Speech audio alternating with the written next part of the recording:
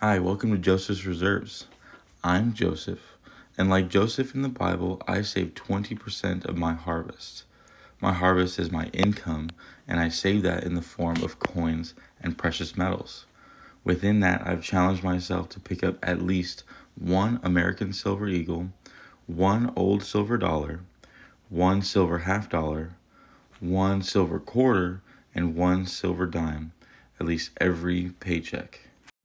While I'm at the coin shop, I take a look at anything else that might add to some series of collections that I have from collecting in the past. So let's start taking a look at what I picked up. We'll go ahead and start all the way on this side with the dimes. At my local coin shop, he actually had two Mercury dimes, and I picked up this 1937. He had a 1937 and a 1924, and I had already known I picked up a 1924 previously, but I wasn't sure if I needed this 1937. Turns out I already have one in my book, so this one will just be adding to the stack.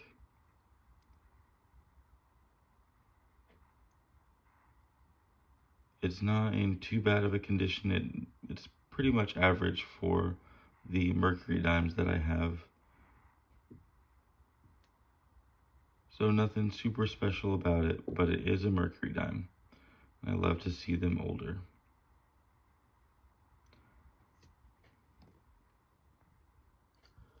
Then I also have a Washington quarter. Somehow I got all the way through the 60s without a 1961 from Philadelphia.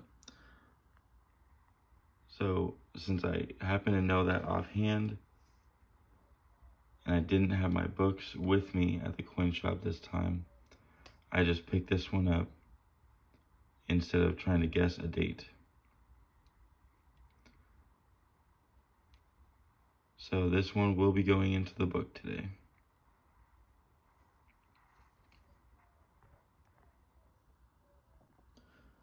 Next up, I got a Franklin half dollar. This is a 1950 from Philadelphia. I kind of like that it has this hazy look to it. It almost looks like it was maybe buried or got some dirt on it, but I kind of like how it looks. It makes it look a little bit more antiqued.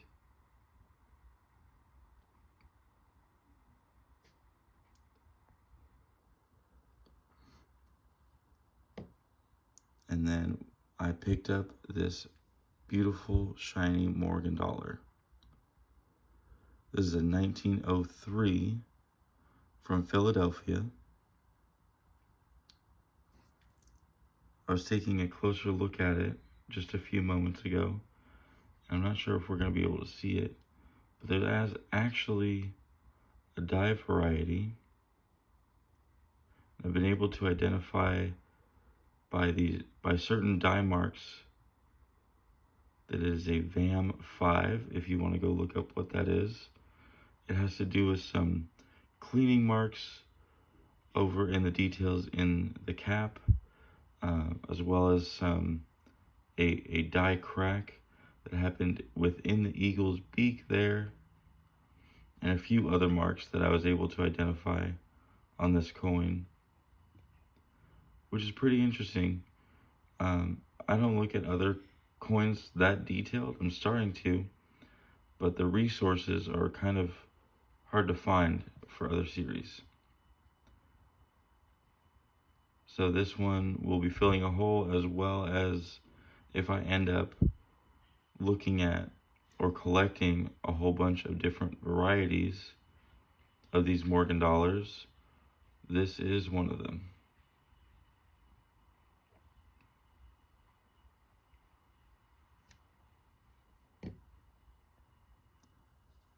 All right, and then the American Silver Eagle, I picked up this 2013, which is the last date that we need in the date run. So now I have every date from 1986 all the way up to 2024. The only one that I don't have that is a business strike is the 2021 Type 1 reverse. So that is this heraldic eagle reverse. They switched over to I think they're calling it the soaring eagle. That's this one right here. They switched over to that one in the middle of 2021. So in 2021, there are 2 coins, the business strike coins, to collect. So since I finished all the dates that I could with this coin, there weren't any 2021 Type 1 reverse American Silver Eagles at the coin shop. But since I finished this, I asked about proofs. Right now, this is the only proof that I have, this 1998 proof from Philadelphia. I was thinking, since I finished the business strikes, I might as well start looking into some of the proofs or otherwise the other American Silver Eagles. So I asked about them, and he actually had this 20th anniversary proof set. So the box does have a little bit of damage. That's all right, because what we're after is the coins. I'm going to keep all this box and presentation stuff, as well as the COA, but I got these 2006 American Silver Eagles. So here we have the proof. In 2006, the proof was made in the West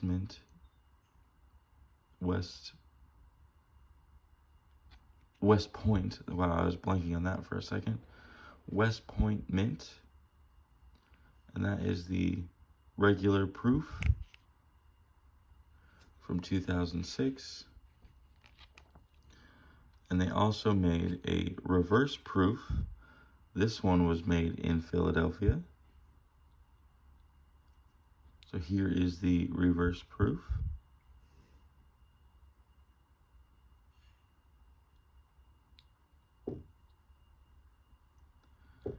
And then, I'm not sure at what point they started doing this, but they did a burnished coin. The burnished coin, I guess, would be the matte that is on the reverse proof and the proof, but it is the full coin in matte. This one was made in West Point. You can tell it's different than the regular coin because of that West Point mint mark. So I'm gonna go ahead and pick up a regular business strike up next to this matte finish burnished coin. And you can see this is less reflective. You can see the plastic is shining the light, but the coin itself is less reflective than the actual business strike ones.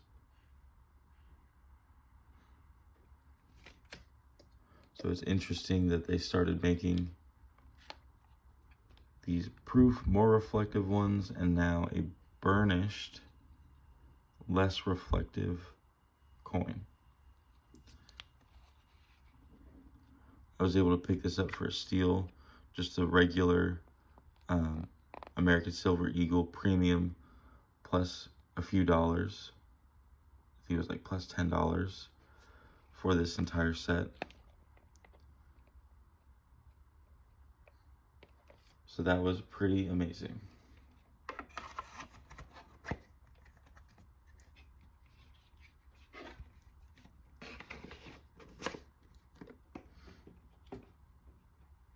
In addition to that, my coin shop doesn't typically have 40% halves, and this week he did. So I went through the whole lot and picked out one of each year of 40% halves, and he actually had a lot of very, very clean examples. Probably some of the best 40% coins I've ever seen. So these probably will be upgrading my book. I do have one of every one of these examples already, but that's it, only one. I do hope to fill more books and do some more stuff, so I gotta have some 40% on hand. So I'm gonna start buying a bit more of this 40%, especially if he keeps having it. I got one of each. They only made Philadelphia $50 in 65, 66, and 67. During those years, they made these special mint sets instead of the proofs, or instead of the proofs that were then to be struck in San Francisco. In 78 and 79, they only made the business strike coins in Denver. So we have the 68 Denver and the 69 Denver. They also did make a 70 Denver. However, that was only made in the mint sets. So that one is very hard to find. Other than that, they did make proofs. They made the special mint sets in 65, 66, and 67. Then the proofs in San Francisco, 68 and 69, and 70. So there are a few more 40% coins to collect. Eventually, I will have them all. But speaking of the special mint sets, he actually did have one. He had this 1965 special mint set.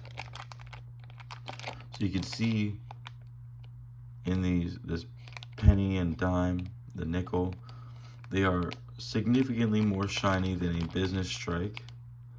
However, not quite as reflective as a proof.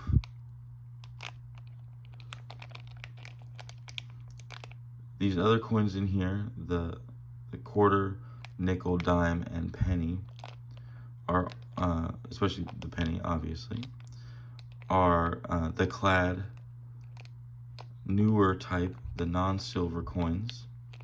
The penny is a copper coin, so that's pretty interesting.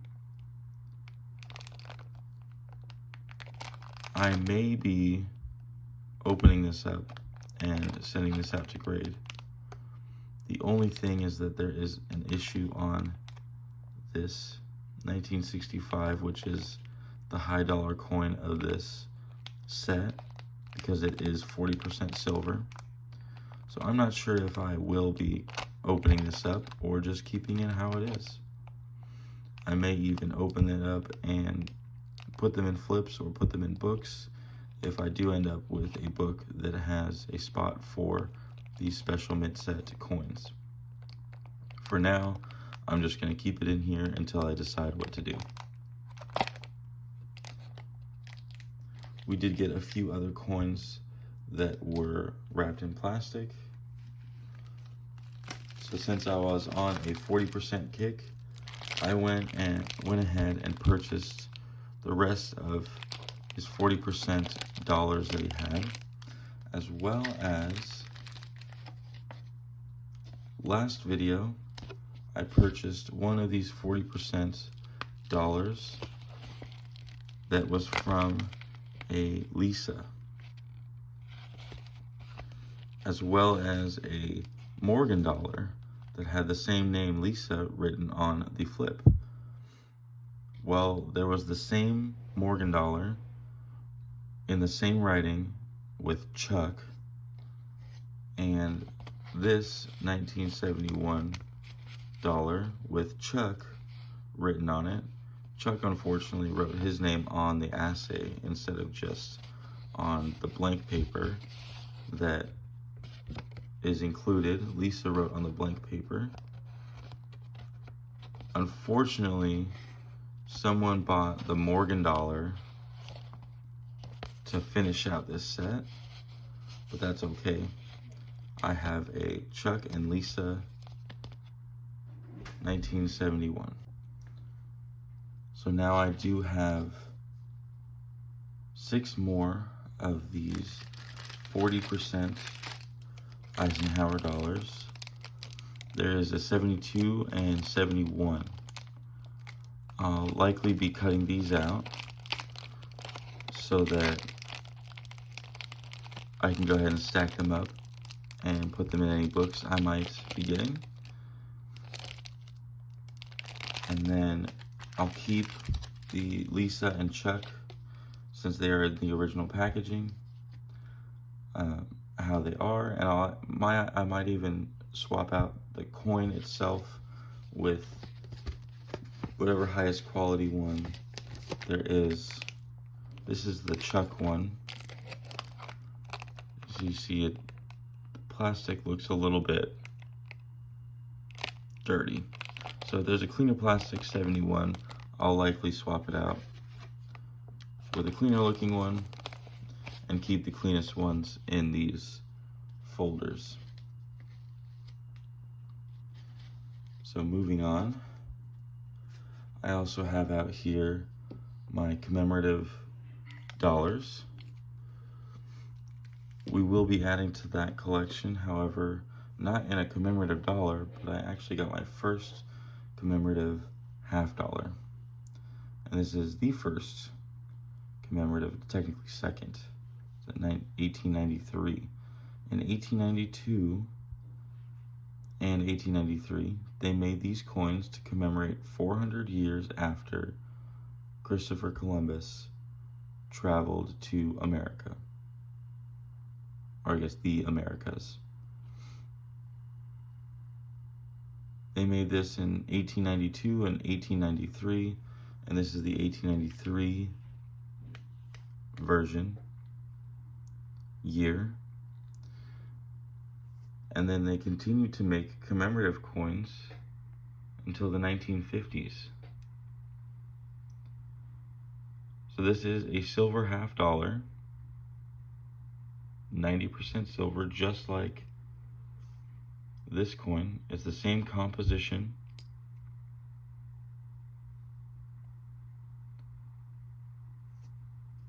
However, this is part of a commemorative series of coins that started in the 1890s and went all the way to the 1950s. What's interesting is that they stopped making these commemorative coins in the 50s and then started making them again with a Washington silver half dollar, and that was in 1992, 100 years later. So there are two different sets of commemorative coins. There's these older commemorative coins and the new modern commemorative coins. These dollar coins are one of the first of the modern ones, but this is the first older commemorative, at least design, first design, second year that they made this design, the second commemorative coin to be made.